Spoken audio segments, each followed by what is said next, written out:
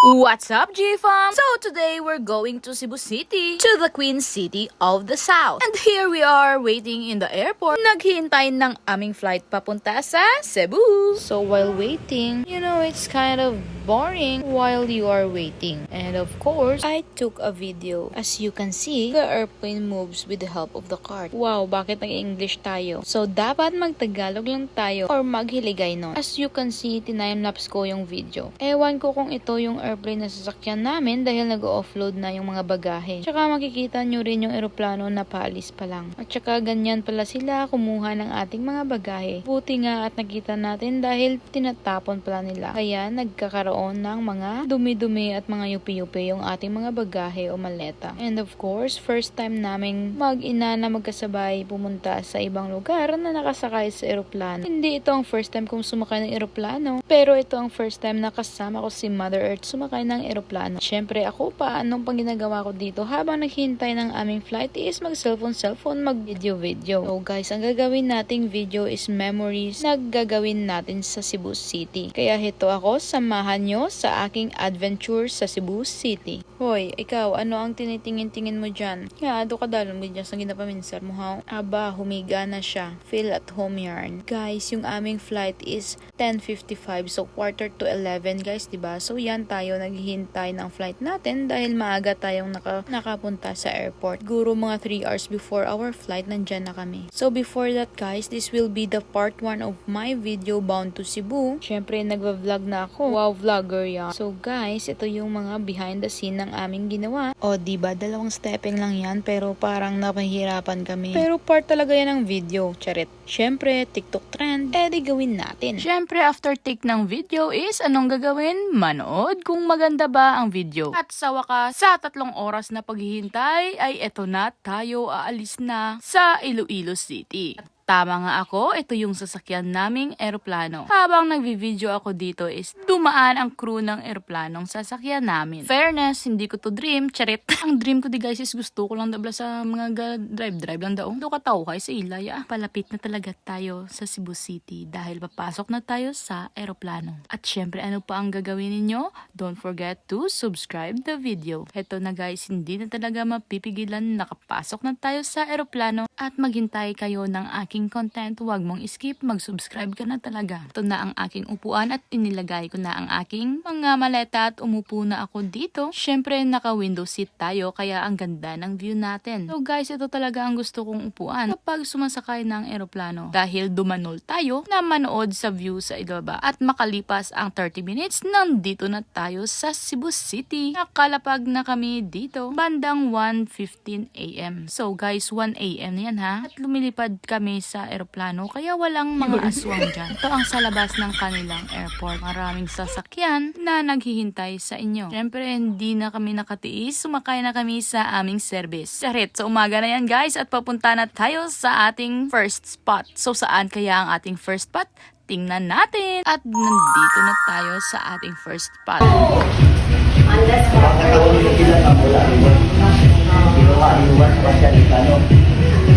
Anak-anak siya po na alam-sik ito niya. Dasal kita yung dati niya. Hanggang doon sa airport. Mas magkila, yung galyon na, doon talaga dumaong sa likod ng Bakawan. Hindi sila makano dito, kasi lutay. Ang nagawa naman ginagawa sa bangka na maliit para makapunta dito.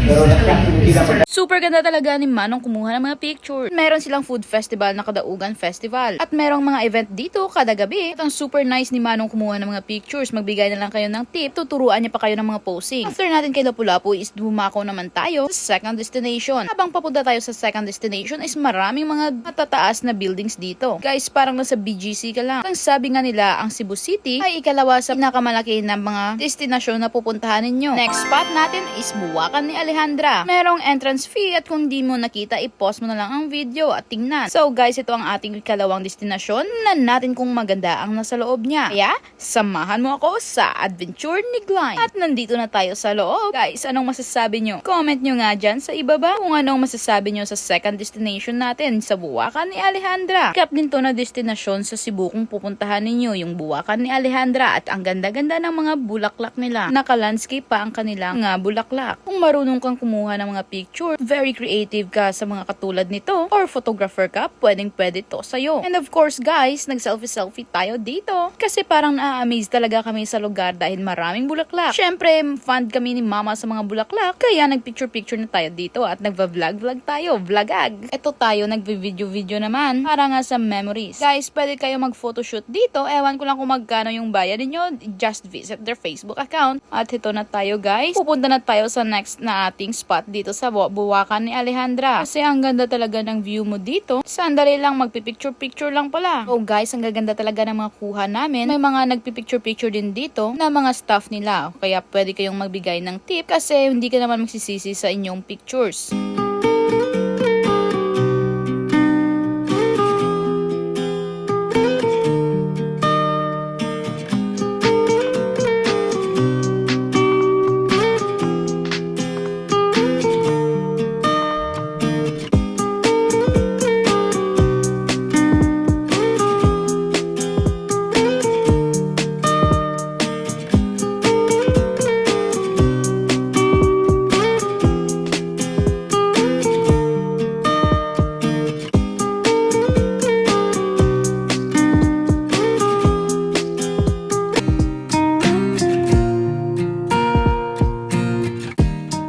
Next stop natin is ang Sirao, the Little Amsterdam ng Cebu. At tingnan natin kung Little Amsterdam nga ito. Guys, i-rate ninyo kung ano ang pinakamagandang napuntahan natin dito sa Cebu. At ito ang sa tapat ng Sirao Garden. Marami kayong pwedeng bilhin dito katulad ng mga pagkain kung nagugutom kayo, mga inumin kung nauuhaw kayo at syempre, mga souvenirs dito. Tulad ng mga damit at syempre ito yung mga nag-o-offer sa labas ng Sirao. Yung mga pearls na yan, ewan ko lang kung magkano pero sabi ni Manong is 100 at dito is tatlo 100. Pero guys, meron ding mga murang mga bilihin sa mga pasalubong center. Pero kung gusto mo talaga bumili dito, bumili ka. Hindi naman ito pinipigilan. Charet lang guys. Aba guys, ang hirap talaga maging vlogger, no? Charet lang. So guys, ito napapasok na tayo. Voice over tayo guys ha. At ito na ang sa loob ng Sirao Garden mo kung saan sila ay sikat sa merong kamay-kamay na pwede kang pumatong dyan. And syempre, ito ang view natin. Merong makukulay na bato at syempre may puso. At ayan na guys, ang kanilang pinupuntahan na sikat na kung saan ayoko talaga guys, nakakatakot dahil may fear of heights tayo. Pero ending is umakyatin tayo. Siyempre naghihintay na sila sa aming van kaya pumunta na lang tayo dito at hindi na tayo picture nag video na lang tayo kasi tayo na lang ang hinihintay. Pero guys, maganda din naman dito. Next spot natin is ang Temple of Leia. So guys, ito na nga ang sinasabi ko na ang Temple of Leia ay pinagawa ng kanyang husband na si Chudorico. Kaya guys, kayo ano pang hinihintay nyo? Mangitagid kami sa pareho ka Chudorico. Ang tinugan kamo sa temple. Charit lang guys. Kaya guys, ang daming taong pumunta dito dahil ito din ang pinakasikat dito sa Cebu.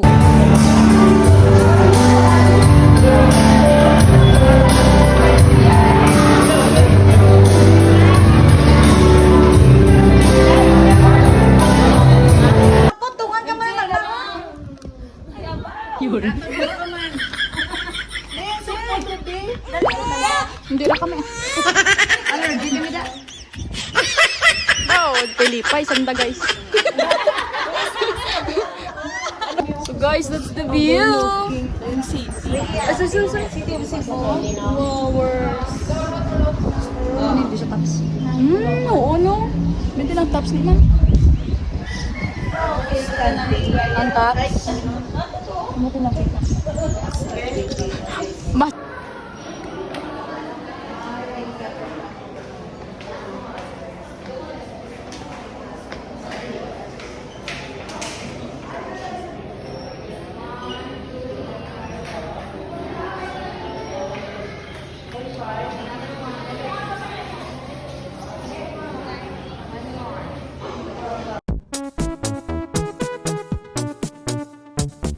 Happy is the perfect word to describe how I feel when I'm with you. I'm at ease. I can let down my hair. We can be silly together. I don't have to pretend. With you, I'm happy. Just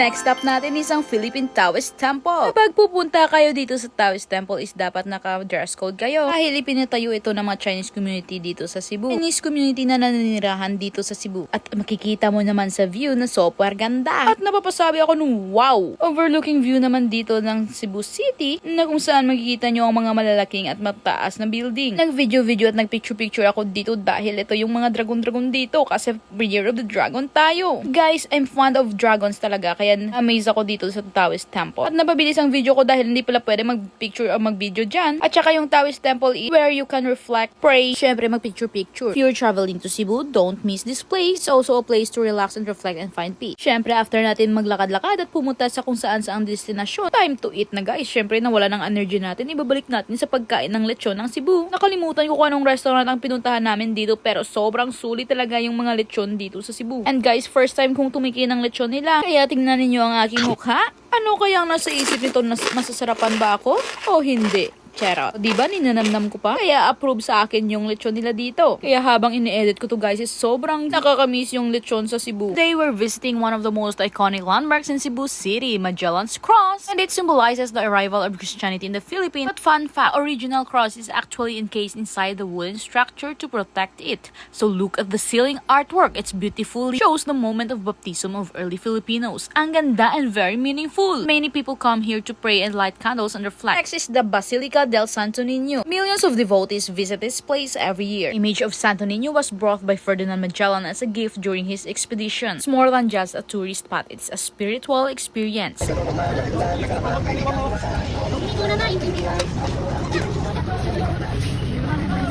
pagmamahal ko.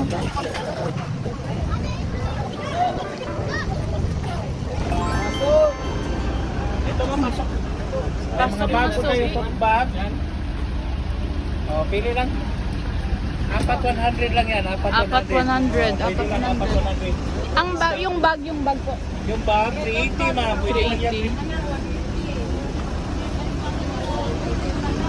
380. Piyaya from Bacolod. Yeah. Yeah, 150 lang yan ma'am. Pagkatapos natin gumala sa mga iba't ibang spot dito sa Cebu City is nandito na tayo sa Andy Hotel na kung saan tayo mag-i-stay. Yung hotel na tinutuluyan namin is malapit lang sa SMJ Mall dito sa Mandawi City. Kaya zoom ko ng zoom pero hindi talaga kita yung SM.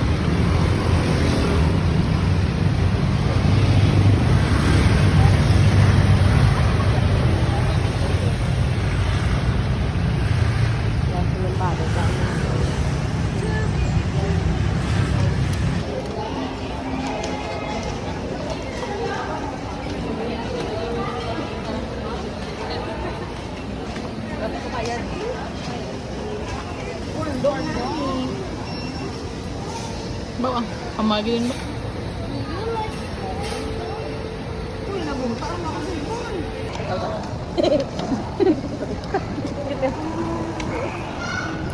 Secret? Aside sa... Baka man naman aside sa patron na yan.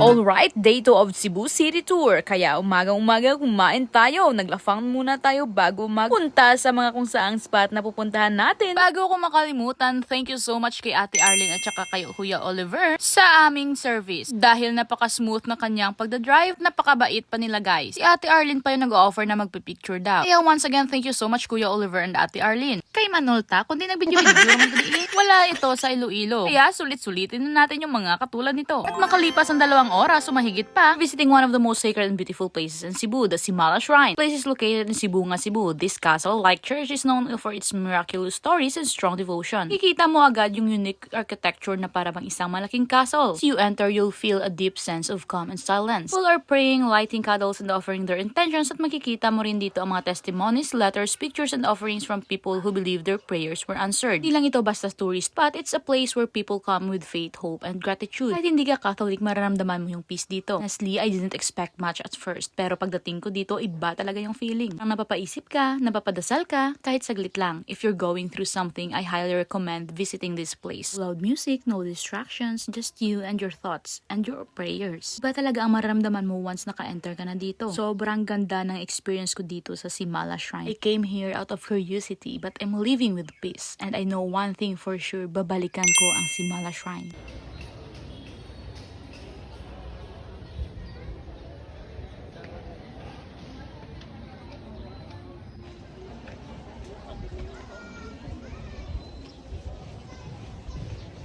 At syempre, pagkatapos natin sa Simala Shrine is nag-stop over tayo dito. Sa makikita ninyo, di ba? Merong chicharon. Ang Cebu City ay hindi lang sikat sa lechon, kundi sa chicharon. Shoutout nga pala sa store na to, Earl Jan Chicharon Shop sa Carcar City. Jan! Dito sa Earl Jan! Earl Jan! Chicharon Shop! Chicharon Shop! So, taste test! Eh?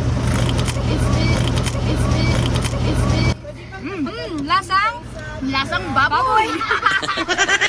Guys, sarap. Next up is the Tops of Cebu City. Entrance pa lang pero tingnan nyo, sobrang ganda. Makikita mo ang whole city of Cebu. Grabe, the moment you step in, maramdaman mo agad fresh air at peaceful vibe. Tip lang, best time to go here is late afternoon hanggang sunset para perfect yung view mo dito. Tayan yung kanilang entrance fee.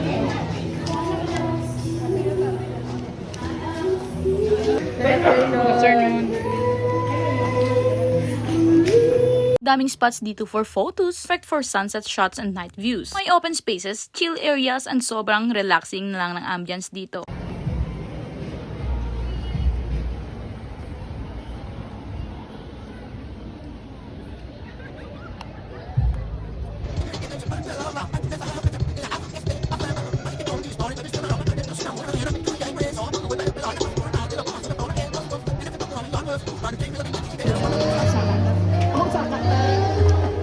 Pang YouTube, kulang nga memories.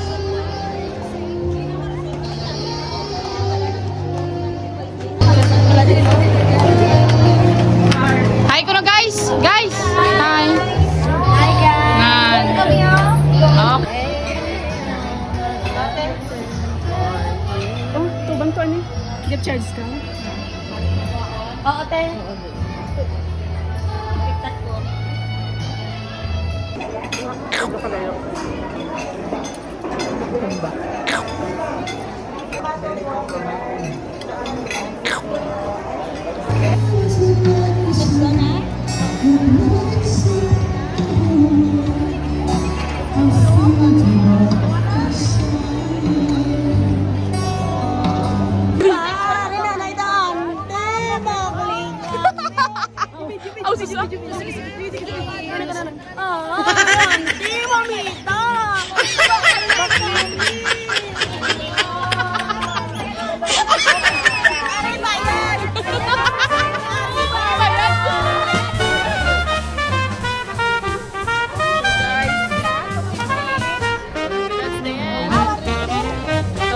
Tapos lang ating gala.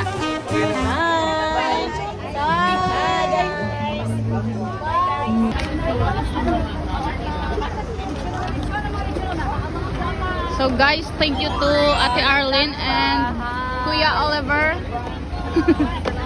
Sama-salod na sila guys. Kay, uuwi na. Uuwi na ang mga Disney princess. Meron palang bus dyan papuntang top. Meron lang silang time na kung hanggang anong oras lang sila. I think mga 1 to 2 a.m. Cebu is more than just a destination. It's a mix of history, culture, and spirituality. From busy city, streets to peaceful places. This trip gave me memories I'll never forget. Cebu City isn't just a place you visit. It's a place you'll always come back.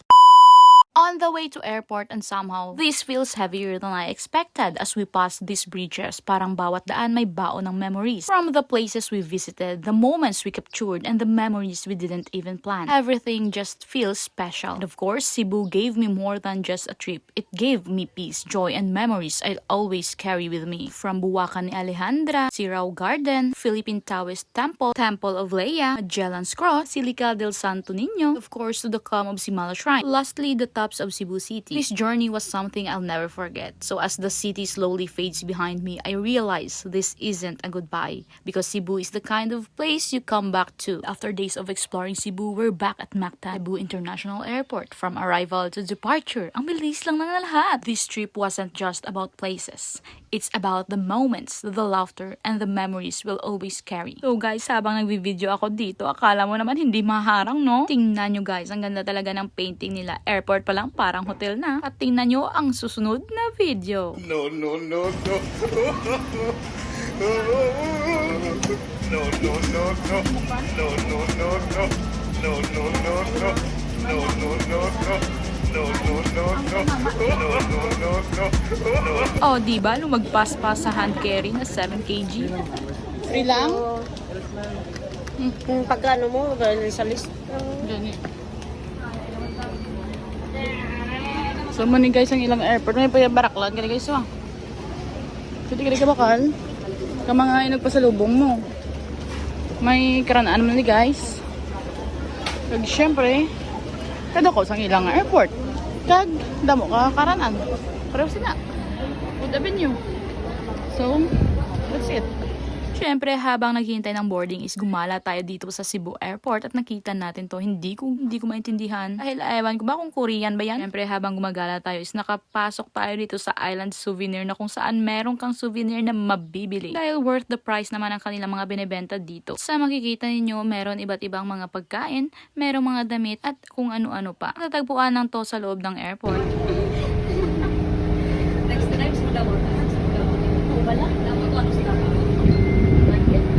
Lahat ng puso po namin kayo tinatanggap dito sa Libat, PR Duty 2384 patungong Iloilo. Mabuhay! Philippine Airlines, the heart of the Filipino, welcomes you aboard PR Duty 2384 bound for Iloilo. Our pilot in command is Captain Rocky Obura, and this is Megan, our senior cabin crew. Estimated flying time is about 35 minutes. We shall now be showing you the safety features of this air. The emergency exits are clearly marked off the cabin. Locate the exits nearest you. These exits may be high. Extinguishers are positioned around the aircraft. Instructions on how to use them are seen on the fire extinguishers bottle.